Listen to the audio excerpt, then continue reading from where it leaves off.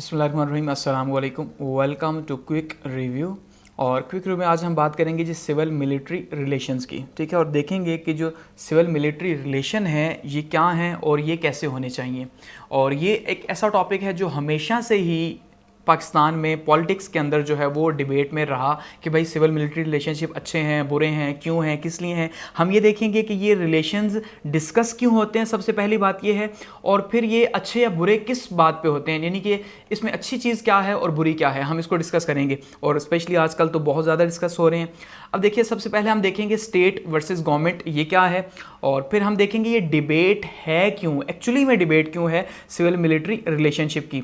History देखेंगे civil military relationship की, और इसके बाद हम बात करेंगे जी इसकी इंपॉर्टेंस की कि क्या इंपॉर्टेंस है एक अच्छे जो है वो ताल्लुकात की, कि क्यों ज़रूरी हैं। और चैलेंजेस देखेंगे सिविलियन सुपरमेसी के लिए कि भाई जो सिविल गवर्नमेंट है इसके लिए क्या मुश्किलात हैं और क्यों मुश्किलात हैं और किस वजह से मुश्किलात हैं। और हम करंट सिनेरियो की बात करेंगे और एट द एंड इसको हम कंक्लूड करेंगे। तो स्टार्ट करते हैं और देखते हैं सिविल मिलिट्री रिलेशंस क्या हैं। अब देखिए, सबसे पहले अगर हम डिस्कस करें कि स्टेट वर्सेस गवर्नमेंट क्या है, ताकि आपको समझ आए और आपको ये जो डिबेट हम आगे करने लगे हैं इस डिबेट की समझ आए कि हम ये डिबेट क्यों कर रहे हैं, ठीक है। आपके पास अगर जब क्यों का आंसर आएगा तो फिर आपको समझ आएगी। तो अब सबसे पहली बात ये है कि देखिए स्टेट क्या है और गवर्नमेंट क्या है। एक्चुअली में अगर हम ये देखें तो स्टेट और गवर्नमेंट एक ही चीज़ है, हम ये कह सकते हैं, ठीक है जी। लेकिन दोनों को अगर हम जुदा करेंगे तो हमें थोड़ा सा समझने में आसानी होगी इस टॉपिक को, कि ये टॉपिक हम समझ सकें। स्टेट बेसिकली क्या है जी, स्टेट बेसिकली चार चीज़ों से मिलके बनती है। अगर ये चार चीज़ें मौजूद हैं तो हम ये कह सकते हैं कि ये एक स्टेट है, रियासत है। आप अक्सर सुनते हैं रियासत ये है, रियासत वो है, रियासत ऐसी होनी चाहिए, रियासत के इदारे हैं, गवर्नमेंट के नहीं हैं। तो हम भी जो है वो इसको सेपरेट करके देखते हैं। सबसे पहली चीज़ जो है वो टेरिटरी है, यानी हुदूद है। कोई भी स्टेट तब होगी जबकि हुदूद होंगी, ठीक है, यानी कि सबसे पहले एक इलाका होना चाहिए। दूसरी बात पॉपुलेशन, वहाँ पे आबादी होनी चाहिए। अब खाली इलाका है, अगर कोई आइलैंड है तो वहाँ क्या वो स्टेट होगी? नहीं हो सकती, क्योंकि आइलैंड के ऊपर हाँ अगर कोई रहता है फिर तो स्टेट होगी, लेकिन एक खाली आइलैंड है समंदर के बीच में जहाँ कोई रहता ही नहीं है तो वो स्टेट हरगिज़ नहीं हो सकती। फिर यहाँ पे आबादी होनी चाहिए, लोग होने चाहिए।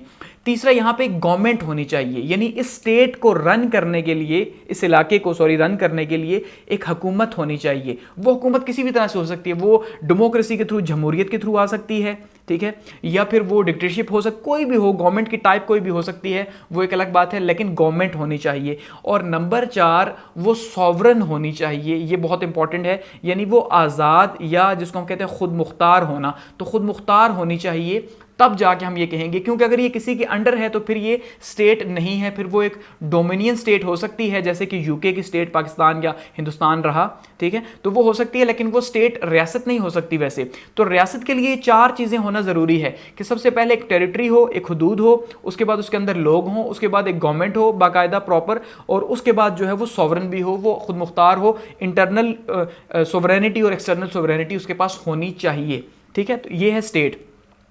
अब इसी स्टेट का एक ऑर्गन है गवर्नमेंट, ठीक है जी। स्टेट का ऑर्गन गवर्नमेंट है। अब जैसे मैंने कहा गवर्नमेंट डिफरेंट तरह की हो सकती है। हुकूमत जो है वो बादशाहत भी हो सकती है, जैसे कि कैसी के अंदर हम बात करें अगर सऊदी अरब की तो वहाँ पे बादशाहत है, ठीक है। इसी तरह से वो डेमोक्रेटिक भी हो सकती है, वो कोई भी फॉर्म हो सकती है। तो पॉलिटिकल बॉडी जो होती है, ठीक है, उस गवर्नमेंट की पॉलिटिकल बॉडी, वो बॉडी गवर्नमेंट है। इलेक्टेड बॉडीज हो सकती हैं, पॉलिटिकल बॉडीज हो सकती हैं, वो गवर्नमेंट है। अब हमारे पास यहाँ पे पॉलिटिकल गवर्नमेंट, हम ये कहते हैं जो एग्जीक्यूटिव ब्रांच है, जो पूरे के पूरा एग्जीक्यूट कर रही है सिस्टम को, वो एक पॉलिटिकल बॉडी है या वो गवर्नमेंट है। कि गवर्नमेंट क्या है? एग्जीक्यूटिव ब्रांच है उस मुल्क की, वो एग्जीक्यूटिव ब्रांच जो कि पूरे मुल्क को रन कर रही है, पूरे मुल्क को चला रही है, या स्टेट के अफेयर्स को चला रही है, ठीक है। और उसमें एग्जीक्यूटिव ब्रांच के अंदर प्राइम मिनिस्टर और प्रेसिडेंट होते हैं। अब ये वहाँ के सिस्टम के ऊपर डिपेंड करता है कि वो प्रेसिडेंशियल सिस्टम है, सदारती निज़ाम है, या फिर वो वज़ीर-ए-आज़म के ऊपर बेस करता है, ये उस सिस्टम के ऊपर है, लेकिन ये एग्जीक्यूटिव ब्रांच के हेड होते हैं। अब अगर हम ये देखते हैं पाकिस्तान के अंदर, ठीक है, कि पाकिस्तान में ये डिबेट क्यों है और पाकिस्तान का पॉलिटिकल स्ट्रक्चर कैसा है, तो हम ये देखते हैं 1973 का जो कॉन्स्टिट्यूशन है, यानी 1973 का जो आइन है, वो हमें क्या बताता है कि हमारा मुल्क कैसा है। उसमें हमारा मुल्क जो है हम ये जानते हैं उसका नाम है इस्लामी जमहूरिया पाकिस्तान। इसका मतलब हमारे मुल्क के अंदर जमहूरियत है, डेमोक्रेसी है। तो जब भी डेमोक्रेसी होगी तो वहाँ पे एक कॉन्सेप्ट है जमहूरियत के अंदर सेपरेशन ऑफ पावर्स का, ताकत की तकसीम का, कि भाई जो रियासत है ये किस तरह से चलेगी। इसके अंदर 3 इदारे होंगे, ठीक है, और तीनों जो है वो आज़ाद होंगे एक दूसरे से, और ये सेपरेशन ऑफ पावर होगी। एक दूसरे के साथ काम तो करेंगे कोऑर्डिनेशन के अंदर, लेकिन एक दूसरे से टकराएंगे नहीं, एक दूसरे की कोऑपरेशन होगी। तो उसमें जो 3 ब्रांचेस हैं उसमें हमारे पास सबसे पहले एग्जीक्यूटिव ब्रांच है, हम ये कह सकते हैं, ठीक है। एक एग्जीक्यूटिव ब्रांच है, एक लेजिस्लेटिव ब्रांच है और एक जुडिशरी है। यहां पे देखिए, अगर लेट सपोज ये ट्री जो है, ये एक दरख्त जो है, ये एक हुकूमत है, ये एक रियासत, आप इसे माने कि ये एक रियासत है, और इस रियासत के 3 सतून हैं। एक जो है वो एग्जीक्यूटिव है, जिसमें मैंने आपको कहा कि पीएम है और प्रेसिडेंट साहब हैं। ये इनका काम है रियासत को चलाना, ठीक है, सरबराह हैं ये सारे के सारे। ये जो 2 ओहदे हैं ये सरबराही एग्जीक्यूट करते हैं सिस्टम को। एक है लेजिस्लेटिव। लेजिस्लेटिव ब्रांच क्या है कि लोग जो है जमहूरियत के अंदर वोट के थ्रू इलेक्ट करते हैं अपने लोगों को, और ये जाके लेजिस्लेशन करते हैं उनके लिए। तो हमारी जो लेजिस्लेटिव है, जिसको हम पार्लियामेंट कहते हैं, और जो 2 घरों पर मुश्तमिल है, यानी सेनेट और कौमी असम्बली के ऊपर मुश्तमिल है, तो ये लेजिस्लेटिव ब्रांच है जो कि इससे अलग है लेकिन इसके साथ मिलकर काम करती है। और थर्ड जो है वो जुडिशरी है, ठीक है, जुडिशियल पावर या अदलिया है, जिसका पूरे का पूरा काम क्या है, इंसाफ के निज़ाम को पूरे मुल्क के अंदर रन करना। तो ये 3 ब्रांचेस मिलके एक रियासत बनाती हैं और रियासत के सिस्टम को फंक्शन करती हैं या फंक्शनल करने में हेल्प करती हैं। अगर ये तीनों इदारे जो है, या इनमें से कोई 2 इदारे भी आपस में टकराएंगे तो प्रॉब्लम पैदा होगी, स्टेट कभी भी रन नहीं होगी। अगर जुडिशरी एग्जीक्यूटिव के अंदर अमल दखल करेगी, एग्जीक्यूटिव लेजिस्लेटिव के अंदर अमल दखल करेगा, तो बहुत से प्रॉब्लम्स भी पैदा होंगे, जो कि हम देख रहे हैं पाकिस्तान के अंदर हमेशा से ही। हम 75 सालों से देख रहे हैं कि कोई ना कोई इदारा किसी दूसरे में इंटरफेयर करता है और प्रॉब्लम्स पैदा होते हैं। अब यहाँ पे आप सेपरेशन ऑफ पावर को समझ चुके हैं कि ये 3 ब्रांचेस हैं और इस तरह से जो है ये काम करती हैं। अब जब हम ये कह रहे हैं पाकिस्तान के अंदर फेडरल डेमोक्रेटिक सिस्टम है या फेडरल पार्लियामेंट्री सिस्टम है, कि हमारा जो कॉन्स्टिट्यूशन है 1973 का, वो जब उन्होंने बनाया था, हमारे फाउंडिंग फादर्स थे, तो उन्होंने इसको एक पार्लिमानी निज़ाम बनाया था, ठीक है जी, पार्लियामेंट, और जो कि फेडरेशन के ऊपर मुश्तमिल होगा। तो फेडरेशन में हमेशा सूबे जो होते हैं, प्रोविंशियल ऑटोनॉमी होती है, सूबों को जो है वो आज़ादी होती है, और आपको पता है 18 अमेंडमेंट के तहत अब आज़ादी कुछ ज़्यादा ही है, यानी जितनी उनका हक है उतनी उन्हें मिली भी है। और जब भी डेमोक्रेसी होगी तो गवर्नमेंट जो है वो पीपल्स की होगी, आवाम की होगी। अब ये पॉइंट जो है, सारी बात इसके गिर्द घूमेगी, आपने इसको समझना है कि जब भी डेमोक्रेसी है तो डेमोक्रेसी में क्या है कि आवाम के पास पावर है, आवाम अपने वोट के थ्रू लेजिस्लेटिव ब्रांच में लोगों को भेजते हैं, इसी लेजिस्लेटिव ब्रांच में से जो है वो पीएम इलेक्ट होकर जाता है, जो कि एग्जीक्यूटिव का पार्ट बनता है, और सारे के सारे एग्जीक्यूटिव पावर्स जो है उसी के पास होती हैं, और वो फिर पाकिस्तान के सिस्टम के तहत वो प्रेसिडेंट के साथ मिलकर उसको जो है वो एग्जीक्यूट करता है, ठीक है। तो यहां तक आप बात को समझे। अब हमारे मुल्क में ये डिबेट क्यों है, सवाल ये है कि सिविल मिलिट्री रिलेशनशिप की डिबेट क्यों है। अगर ओवरऑल हम बात करें तो हम अगर देखते हैं कि भाई क्या हमारे मुल्क में जो सिविल है या मिलिट्री जो रिलेशन है वो कैसे रहे, ओवरऑल अगर हम देखते हैं तो हमें पता चलता है कि यार वो अच्छे नहीं रहे। पाकिस्तान जब से बना है तब से लेके अभी तक 4 मार्शल लॉ लग चुके हैं। सबसे बड़ी सी की जमानत है कि भाई हम हर दफा जब भी मुल्क के अंदर हालात खराब होते हैं तो हम एक ही बात एक्सपेक्ट कर रहे होते हैं कि अभी मार्शल लॉ लगेगा, अभी मार्शल लॉ लगेगा। क्यों, ये खौफ क्यों है? इसलिए कि पहले 4 बार ऐसा हो चुका, ठीक है। तो जब पहले 4 बार हो चुका तो अब भी होना कोई मुश्किल बात नहीं है। गो कि हम ये कह सकते हैं कि अब कॉन्स्टिट्यूशन जो है उसके अंदर अमेंडमेंट करके आर्टिकल 6 डाल दिया गया, लेकिन बात ये है कि भाई हो सकता है। इसलिए कभी भी सिविल मिलिट्री रिलेशन अच्छे नहीं रहे। हमेशा पावर जो है वो कभी तो मिलिट्री जो है उसको क्लेम करती है और कभी सिविल गवर्नमेंट ये कहती है हमें एंजॉय नहीं करने दी जा रही, हमें पावर हमें गवर्नमेंट नहीं करने दी जा रही, हम बराए नाम है, ठीक है। तो ये बहुत से क्वेश्चंस पैदा होते हैं जिस वजह से ये डिबेट है। उस डिबेट में हमने यहाँ कुछ पॉइंट्स देखेंगे कि ये डिबेट क्यों है। सबसे पहला जो हमारे पास पॉइंट है वो क्या है जी, no prime minister completed his tenure in Pakistan. ये सबसे ही खतरनाक बात है और सबसे अफसोसनाक बात भी है कि पाकिस्तान को अगर 75 साल हो चुके आज़ाद हुए हुए तो अनफॉर्चुनेटली ये बहुत ही, देखें आप अगर आप एक डेमोक्रेट हैं और आप समझते हैं पॉलिटिकल सिस्टम को, जमहूरियत के ऊपर आप यकीन रखते हैं, आवाम की सुपरमेसी के ऊपर यकीन रखते हैं, तो देखिए वो पाकिस्तान में अभी तक 75 सालों में एक प्राइम मिनिस्टर ऐसा नहीं आया जिसने 5 साल अपने टेन्योर कंप्लीट किया हो।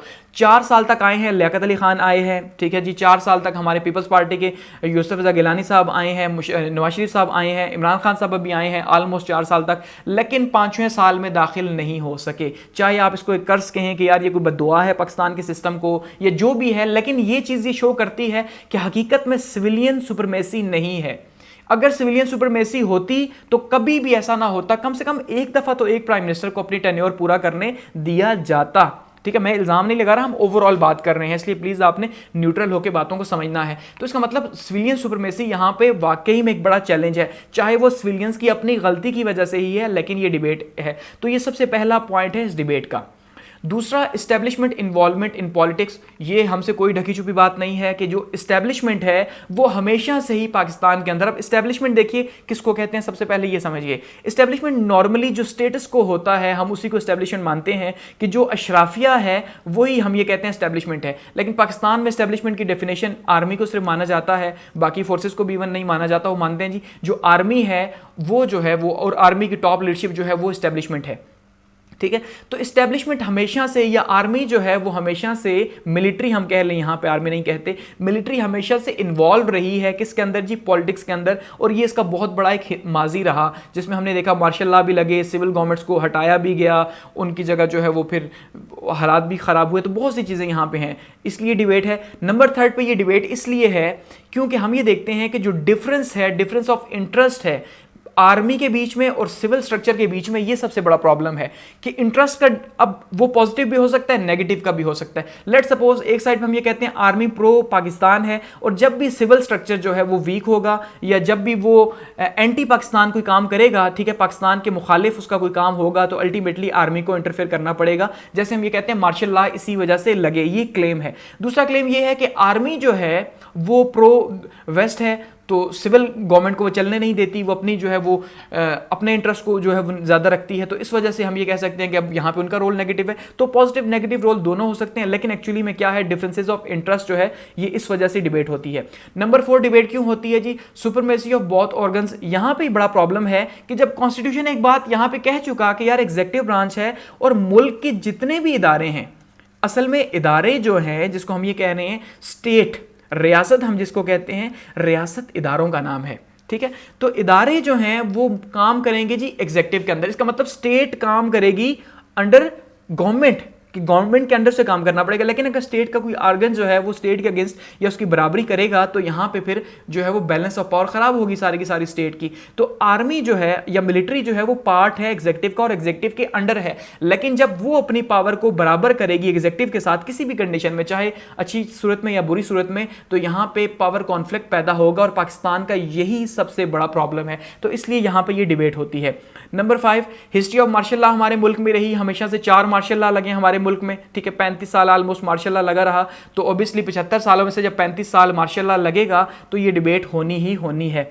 नंबर 5 हम ये कह सकते हैं, नंबर 6 कह सकते हैं कि सिविल लीडरशिप जो है उसका इशू है कि सिविल लीडरशिप हमेशा से ही जो है बहुत वीक रही है, जिस वजह से आर्मी जो है वो उसको इंटरफेयर करना पड़ता है, और ये डिबेट यहां पे रही।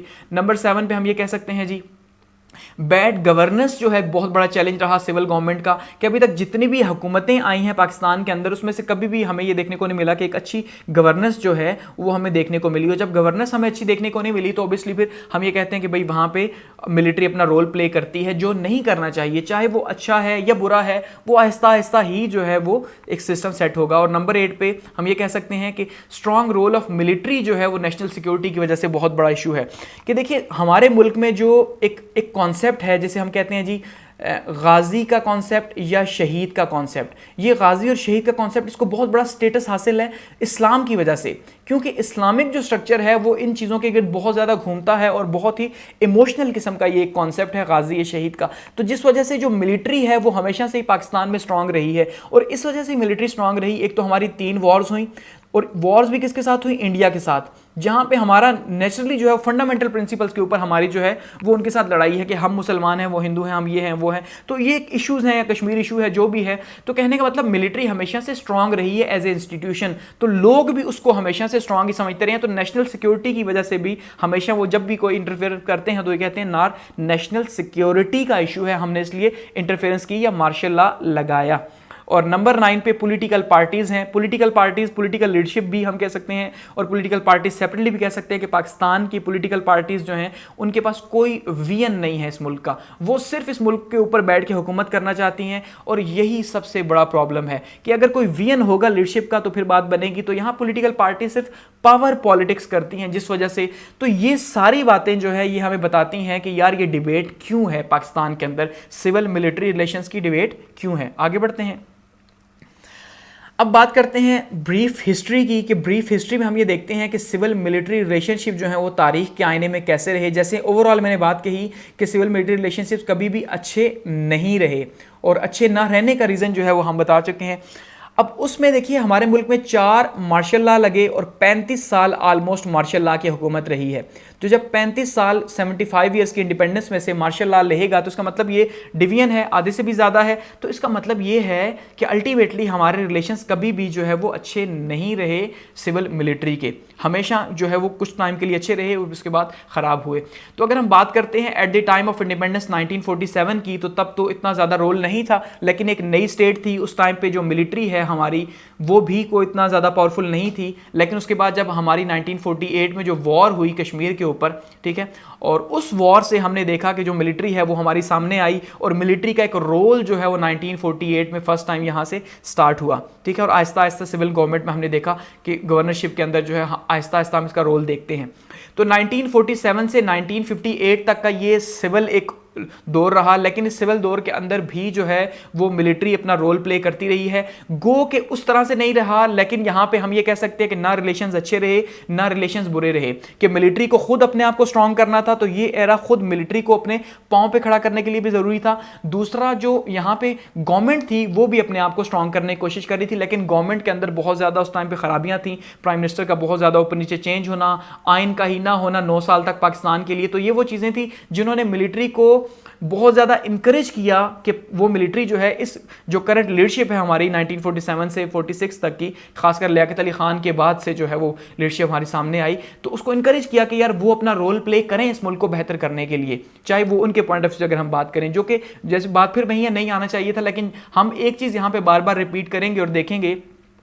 एक हम कहते हैं नजरिया ज़रूरत। ये जो नजरिया ज़रूरत है, ठीक है, ये जो डॉक्ट्राइन ऑफ नेसेसिटी है ये बहुत ही खतरनाक चीज़ है इस मुल्क के अंदर। हमेशा जब भी मार्शल लॉ लगा तो हमेशा ये कहा गया कि भाई ये नजरिया ज़रूरत के तहत लगा, कि जो मुल्क है, मुल्क के हालात ऐसे थे कि अगर हम मार्शल लॉ ना लगाते तो मुल्क खुदा न ख्वास्ता तबाह हो जाता, मुल्क के ऊपर अटैक हो जाता, व्हाट्सएवर जो भी होता। लेकिन ये जो डॉक्ट्राइन ऑफ नेसेसिटी है इसकी वजह से हमेशा हमने मार खाई। तो अब यहाँ पे जब फर्स्ट मार्शल लॉ लगा 1978 के अंदर, 1958 में जब अयूब खान साहब ने उसको टेक ओवर किया सिकंदर मिर्जा के लगाए हुए मार्शल लॉ को, ठीक है, तो यहाँ पे अयूब खान साहब का जो एरा स्टार्ट हुआ तो उन्होंने यही क्लेम किया मार्शल लॉ लगाने से पहले कि भाई मुल्क के हालात बहुत ज्यादा खराब थे, बदअमनी थी, यानी डॉक्ट्राइन ऑफ नेसेसिटी को यहां पे अप्लाई किया और कहा सिविल गवर्नमेंट अच्छा काम नहीं कर रही इसलिए वो आ गए। और फिर 1969 तक इनकी गवर्नमेंट रही, 69 के बाद याह्या खान साहब आए, 2 साल उनकी रही। इसी दौरान हमने देखा कि 1971 की जो है वॉर भी 1965 की वॉर हुई, ठीक है, उसमें मिलिट्री का रोल खुल के सामने आया और इसको में हम ये कहते हैं कि भाई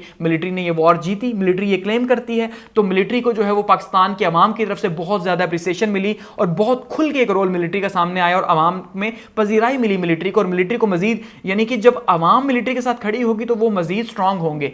तो इसी वजह से सबसे बड़ा इशू ये था कि लोगों को ये समझ नहीं आई कि भाई जमहूरियत क्या है, उन्हें इतनी इस चीज़ की केयर नहीं थी, उन्हें ये परवाह थी कि यार मुल्क अच्छा चलना चाहिए।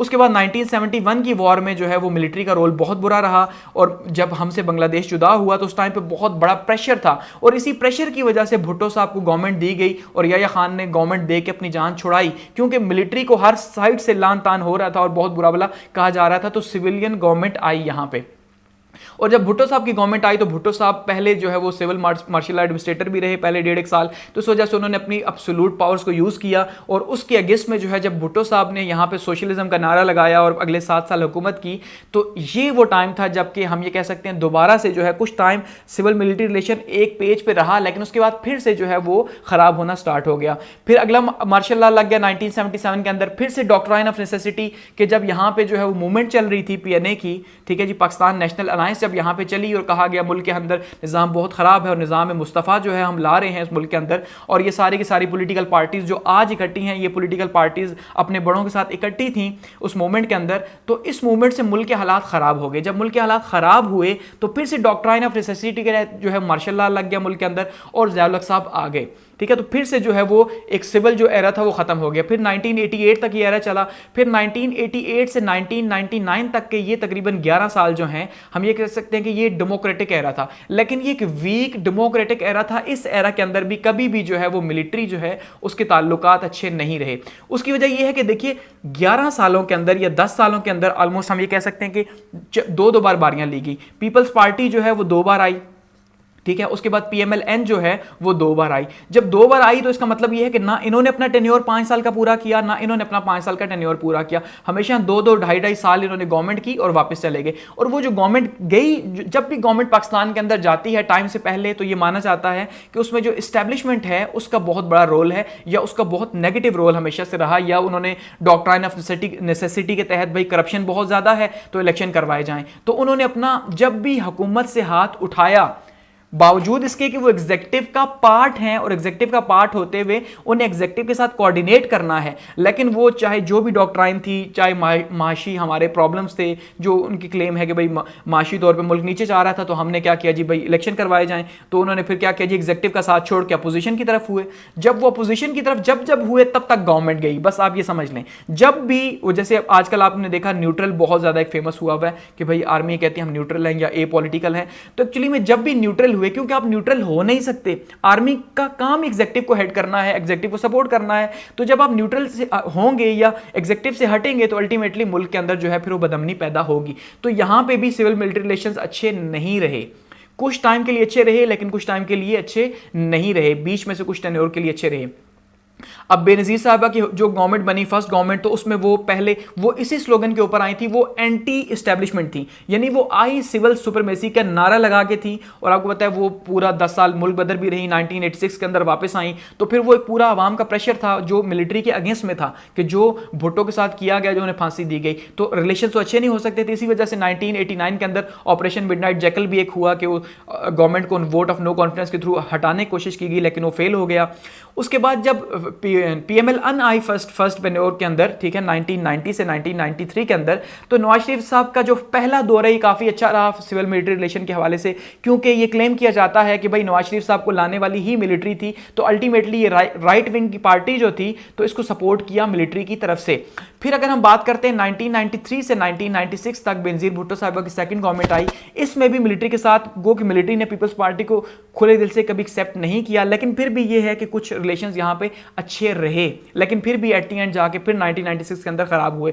फिर से दोबारा से पीपल्स पार्टी गवर्नमेंट आई और फिर शुरू में हालात तो ठीक रहे, लेकिन फिर नवाज शरीफ साहब जो है, क्योंकि वो पहली बार उन्हें निकाला गया था मिलिट्री की वजह से ही, ठीक है, गो के लाई भी मिलिट्री, निकाला भी मिलिट्री, तो बाद में फिर वो मिलिट्री के अगेंस्ट में हो गए। इसी वजह से ये टाइम भी मिलिट्री के साथ अच्छा नहीं रहा। फिर 1999 के अंदर आपको होता है मार्शल लॉ लग गया मुशर्रफ साहब का, तो फिर तो एक और मार्शल लॉ के दौर का आगाज हुआ। तो 1999 से 1999 से 2002 तक का मार्शल लॉ मुशर्रफ साहब का, सम टाइम इसको 2007 तक माना जाता है, और सम टाइम ये कहा जाता है कि भाई नहीं वो सिर्फ जो है वो 2002 के अंदर, क्योंकि उन्होंने इलेक्शन करवाए थे और एक पीएमएलक्यू जो है वो काफ लीग जो है वो उसने गवर्नमेंट की, तो इसलिए ये मार्शल लॉ सिर्फ 2002 तक ही रहा, फिर एक सिविल गवर्नमेंट रही। गो कि खैर ये सारे डेमोक्रेट्स तो ये जानते हैं कि ऐसा नहीं है, ये मिक्सचर ही था, सिविल और मिलिट्री रिलेशनशिप के साथ मिलकर ही बनी हुई थी। उसके बाद अगर हम देखते हैं 2008 से लेके 2013 तक का जो पीपीपी का थर्ड एरा था, आसिफ अली जरदारी साहब का जो दौर था, इसमें जो है वो रिलेशनशिप जो है वो काफ़ी अच्छे रहे स्टार्ट के अंदर, लेकिन बाद में फिर जो है वो आपने देखा कि हुसैन हक्कानी का जो मामला हुआ, जिसमें आसिफ जरदारी साहब ये क्लेम कर रहे हैं कि भाई गवर्नमेंट जो है साथ मिलिट्री जो है वो उनको सपोर्ट नहीं कर रही, या मिलिट्री जो है उनको कुछ चीज़ों के ऊपर स्टैंड नहीं लेने दे रही। और फिर खासकर यहाँ पे जो इशू हुआ, आपने देखा उसामा बिन लादेन को जो है यहाँ से पकड़ा गया, तो वो भी सारे का सारा डिस्क्रेडिट किया गया आर्मी को। तो यहाँ पे भी बाद में, यानी स्टार्ट में हमेशा से रिलेशन अच्छे रहते हैं, बाद में खराब हो जाते हैं। उसके बाद 2013 से 18 तक पीएमएलएन का भी इशू ऐसा ही रहा कि स्टार्ट में तो रिलेशंस रहे, लेकिन बाद में डॉन लीग्स हो गई, और डॉन लीग के अंदर फिर से दोबारा से आर्मी के ऊपर इल्जाम लगा, और जो नवाज शरीफ या पीएमएलएन की गवर्नमेंट थी वो इंडिया की साइड खड़ी नजर आई हमें, ठीक है, क्लेम किया जाता है। तो उसके के तौर पर हालात फिर खराब हो गए। फिर से 2018 से 2022 तक पीटीआई की गवर्नमेंट आई और फिर से यही हिस्ट्री रिपीट की गई। कि पॉलिटिकल गवर्नमेंट्स बदल रही हैं लेकिन मिलिट्री अपना रोल नहीं बदल रही। मिलिट्री का रोल वहीं पे है कि इमरान खान साहब अब गए तो अब अल्टीमेटली 90% हम ये क्लेम कर रहे हैं कि भाई उनको एस्टैब्लिशमेंट, क्योंकि उसने खुद कहा कि वो न्यूट्रल है, तो इस वजह से फिर मौका मिला वोट ऑफ नो कॉन्फिडेंस का और वो चले गए। कि स्टार्ट में इनके रिलेशंस भी अच्छे रहे लेकिन बाद में आप देखें रशिया के टूर के ऊपर माना जाता है कि इनके जो हालात हैं वो आर्मी के साथ खराब रहे, क्योंकि आर्मी नहीं चाहती थी अमेरिकन प्रेशर में कि पाकिस्तान पीएम जो है वो रशिया का विजिट करें, तो बाद में रिलेशंस खराब हो गए। और 2000 बाद से अब शहबाज शरीफ साहब की हुकूमत है तो ये क्लेम किया जा रहा है कि भाई शहबाज शरीफ साहब को लाने वाली ही जो है वो मिलिट्री है। इसका मतलब मिलिट्री इस टाइम पे खुद जो है वो अगर सिविल गवर्नमेंट का हिस्सा है लेकिन वो उसका जो रोल है वो इस टाइम पे क्वेश्चन मार्क है। तो ओवरऑल अगर इस हिसाब से हम देखें हिस्टोरिकली तो हमें सिविल मिलिट्री रिलेशंस बुरे ही दिखाई देते हैं, और या स्टार्ट में अच्छे होते हैं बाद में बुरे ही दिखाई देते हैं हमें। अब उसमें क्या है, उसमें कुछ रीजंस हैं। अब देखिए, अब प्रॉब्लम ये है कि रीजंस क्या हैं, क्यों सिविल मिलिट्री रिलेशनशिप जो है वो खराब होते हैं। अब यहां पे अगर हम बात करें इंपॉर्टेंस की कि भाई इंपॉर्टेंस क्यों है कि सिविल मिलिट्री रिलेशनशिप अच्छे होने चाहिए, इनकी अहमियत क्या है। तो अहमियत जैसे मैंने कहा कि जो एग्जीक्यूटिव ब्रांच है उसके नीचे इदारे काम करते हैं और इदारों में सबसे पावरफुल इदारा आर्मी है, ठीक है, या मिलिट्री है। तो अगर मिलिट्री है तो मिलिट्री का काम यह है कि वो एस्टेब्लिशमेंट जो एग्जीक्यूटिव है उसके साथ मिल के काम करे, ना कि उसके अगेंस्ट खड़ी हो जाए, ठीक है, ना ही वो न्यूट्रल हो सकती है। तो बहुत ज़्यादा इंपॉर्टेंस है, बहुत ज़्यादा, ठीक है। डे टू डे अफेयर्स के लिए हमेशा एग्जीक्यूटिव को जो है वो मिलिट्री की ज़रूरत पड़ती है और एग्जीक्यूटिव ब्रांच जो है उसको काम करना पड़ता है मिलिट्री के साथ। स्टेट और गवर्नमेंट को अगर म्यूचुअल वर्किंग करनी है तो उसके लिए बहुत ज़्यादा ज़रूरी है। अब रीजंस क्या हैं कि किस वजह से जो है यहाँ पे हम ये कह रहे हैं बैड सिविल मिलिट्री रिलेशंस हैं, वो जो स्टार्ट में हमने कुछ देखे और कुछ यहाँ पे हम डिस्कस करते हैं। सबसे पहला वीक लीडरशिप है जी, यानी सबसे इंपॉर्टेंट चीज़ जो है मिलिट्री हमेशा से इंटरफेयर करती रही है डॉक्ट्राइन ऑफ नेसेसिटी के ऊपर, नजरिया ज़रूरत के ऊपर। तो नजरिया ज़रूरत जो है वो हमेशा क्यों आया, क्योंकि वीक लीडरशिप थी। जब भी लीडरशिप कमज़ोर होगी तो कमज़ोर लीडरशिप की वजह से वो फैसले नहीं हो पाएंगे माशी मैदान के अंदर, इकोनॉमिक सिस्टम के अंदर, या जो बाकी सिस्टम है, जो गवर्नेंस है वो कमजोर होगी। तो अल्टीमेटली जो है वो वीक लीडरशिप जो है वो एक अपॉर्चुनिटी प्रोवाइड करती है मिलिट्री को कि उसके रिलेशनशिप खराब होते हैं। नंबर सेकंड पे पावरफुल आर्मी स्टेटस, जैसे ये पहले भी डिस्कस कर चुका हूं कि आर्मी का स्टेटस हमेशा से पावरफुल रहा, जिस वजह से वो डोमिनेट जो है वो करती है और डोमिनेट होती नहीं है, वो एग्जीक्यूटिव के अंडर आने को यानी कि तैयार नहीं है। ये काफी टाइम पे हम प्रॉब्लम देख रहे हैं किसी ना किसी सूरत। नंबर थर्ड पे हम ये देखते हैं जी बुरे हालात की वजह क्या है जी, वीक डोमेस्टिक स्ट्रक्चर है हमारा, डेमोक्रेटिक स्ट्रक्चर है हमारी। जो जमहूरियत है वो जमहूरियत बहुत ही कमज़ोर है, और इसकी सबसे बड़ी एग्जांपल ये है कि भाई आज तक 5 साल कोई प्राइम मिनिस्टर पूरे नहीं कर सका। अब यहाँ पे ये भी क्लेम है कि भाई 5 साल पूरे किसने नहीं करने दिए, मिलिट्री ने नहीं करने दिए, क्लेम है, ठीक है, आप इससे डिसएग्री कर सकते हैं। सो इसका मतलब ये अगर मिलिट्री ने 5 साल पूरे नहीं करने दिए तो मिलिट्री ही चाहती है जमहूरियत कमज़ोर रहे, एक क्लेम ये है। दूसरा ये भी है कि हमारी पॉलिटिकल पार्टीज ही जो है, या हमारा डेमोक्रेटिक स्ट्रक्चर जो है ये फेडरल स्ट्रक्चर है कि सूबों के अंदर हर सूबे में अलग गवर्नमेंट आती है और किसी को भी जो है उस तरह से एब्सोल्यूट मेजॉरिटी नहीं मिलती, तो जिससे जो है वो मिलिट्री को आना पड़ जाता है इस मुल्क को बेहतर करने के लिए, या उनका स्ट्रक्चर कमजोर है डेमोक्रेटिक गवर्नमेंट का। नंबर 4, पॉलिटिकल लीडरशिप जो है वो कंप्रोमाइज करती है नेशनल सिक्योरिटी के ऊपर या नेशनल इंटरेस्ट के ऊपर, और इसी में नंबर 5 पे हम ये कह सकते हैं कि आर्मी लीडरशिप जो है कंप्रोमाइज करती है नेशनल इंटरेस्ट के ऊपर। अब ये टू वे ट्रैफिक है, दो तरह के इल्जाम है। एक वो इल्जाम है जो आर्मी जो है, जो मिलिट्री जो है वो लगाती है सिविल गवर्नमेंट के ऊपर जब भी उसको हटाती है या इंटरफेयर करती है।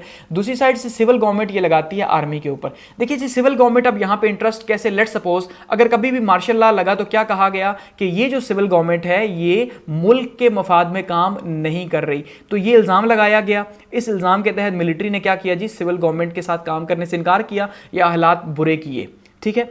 दूसरी साइड पे यही काम सम टाइम जो है वो सिविल गवर्नमेंट भी करती है। जैसे नवाज शरीफ साहब को अगर देखें तो वो अक्सर क्लेम करते रहे हैं वोट को इज्जत दो, ठीक है जी, तो वो ये कहते हैं, या जो सिविल गवर्नमेंट है वो ये कहती है कि भाई मिलिट्री हमें काम नहीं करने देती, हम जिनके साथ रिलेशन नहीं बनाते तो वो उनके साथ बनाने देते, नेशनल इंटरेस्ट इनका और है हमारा और है, तो ये फिर इनके ऊपर इल्जाम लगाते हैं। तो ये यानी दोनों साइड से जो है वो प्रॉब्लम्स है जिस वजह से ये रिलेशन खराब है, तो इंटरेस्ट की कमी है जिस वजह से प्रॉब्लम्स है। नंबर 6, बिग पावर्स का रोल भी यहाँ पे मौजूद है। बिग पावर का रोल रोल आप देखें, अब पीटीआई का जो अभी टाइम रहा या इमरान खान साहब का जो सारा इशू रहा, उसमें अमेरिका किस तरह से खुल के सामने आया, आप इसके ऊपर जो है वो निगेट कर सकते हैं, लेकिन जो ग्राउंड रियलिटीज़ हैं वो ये बता रही हैं कि अमेरिका ने जो रिजीम चेंज, इसके ऊपर मैं ऑलरेडी एक वीडियो बना चुका हूं कि रिजीम चेंज क्या है और ये अमेरिका एज ए पॉलिसी इसे क्यों फॉलो करता है, ये ऑलरेडी मैं बता चुका हूं, ठीक है। तो उसके ऊपर हम ये देख रहे हैं कि भाई सिविल मिलिट्री लीडरशिप जो है वो डिवाइड है, और डिवाइड क्यों है, क्योंकि एक ये चाहता है कि भाई हम ये करें, दूसरा ये चाहता है हम ये करें, यानी फॉरेन पॉलिसी की बात अगर की जाए तो फॉरेन पॉलिसी के ऊपर जो है वो काफ़ी ज़्यादा इश्यूज आ जाते हैं, जिस वजह से सिविल मिलिट्री लीडरशिप में गैप है।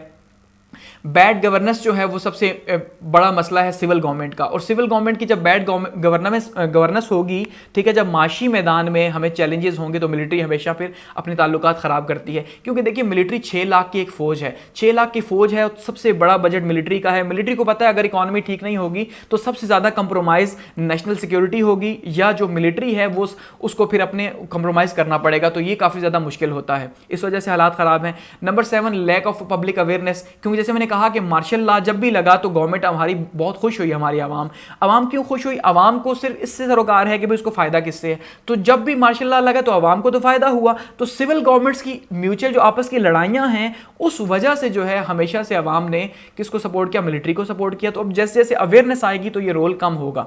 और number 8, role of political parties जो है वो बहुत ही नेगेटिव है। जैसे मैंने कहा पावर पॉलिटिक्स है तो एक दूसरे को इल्जाम लगाना, अगर रिलेशन अच्छे भी हैं तो इल्जाम लगाना भाई ये प्रो एस्टेब्लिशमेंट है, ये एंटी एस्टेब्लिशमेंट है, ये बहुत से प्रॉब्लम्स हैं। तो ये वो रीजंस हैं जिस वजह से हम ये कह सकते हैं कि सिविल मिलिट्री रिलेशनशिप हमेशा कंप्रोमाइज ही रहा पाकिस्तान के अंदर। अब अगर हम बात करते हैं चैलेंजेस ऑफ सिविलियन सुप्रीमेसी, क्योंकि एक्चुअली में एट दी एंड अगर हम बात करें तो हम किसी भी सूरत जो मिलिट्री है उसको सपोर्ट नहीं कर सकते इस बात के ऊपर कि भाई डॉक्ट्राइन ऑफ नेसेसिटी के तहत आप मार्शल लॉ लगा दें या आप जो है वो सिविल जो सुपीरियरिटी है उसको कंप्रोमाइज करें। उसकी वजह कि मिलिट्री एग्जीक्यूटिव का सरबराह का एक पार्ट है, मिलिट्री गवर्नमेंट का एक पार्ट है, हमेशा उसे मिलिट्री को जो है वो पॉलिटिकली देखना चाहिए, पॉलिटिकल चीज़ों को देखना चाहिए, ठीक है।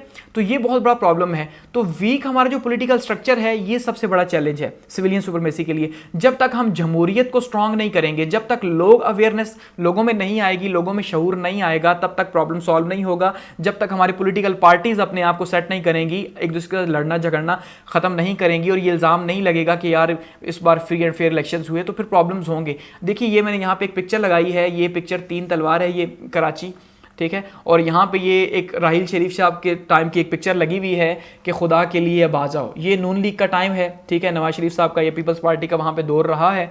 तो अब इसका मतलब ये है कि आप अगर देखें तो ये पिक्चर चाहे जिसने भी लगाई, अगर हम ये माने कि ये एक सेंटीमेंट्स हैं आवाम के, ठीक है, कि जब भी गवर्नमेंट अच्छा परफॉर्म नहीं करेगी या पॉलिटिकल गवर्नमेंट वीक होगी, जमहूरियत जिस पर्पस के लिए बनी है, जमहूरियत आवाम के लिए बनी है ना, टू सर्व फॉर पीपल, तो पीपल को जब वो सर्व नहीं करेगी, आवाम को सर्व नहीं करेगी, तो आवाम ने अल्टीमेटली फिर मार्शल लॉ को ही बुलाना है या इन चीज़ों को बुलाना है। तो ये हमारा एक किस्म का ये जो पिक्चर है, शायद मैं अगर ये कहूँ, आप डिसएग्री कर सकते हैं, ये पिक्चर, ये पोस्टर जो लगे हुए हैं रोडों के ऊपर उस टाइम पे लगाए गए, ये एक तमाचा था हमारी जमहूरी निज़ाम के ऊपर कि हमारा जमहूरी निज़ाम डिलीवर नहीं कर पा रहा, कि हम जो है वो जमहूरी मुल्क होते हुए भी आवाम जो है वो बुला रही है किसको जी, आर्मी को बुला रही है। तो ये काफ़ी ज़्यादा क्वेश्चनिंग है और यही सबसे बड़ा प्रॉब्लम है।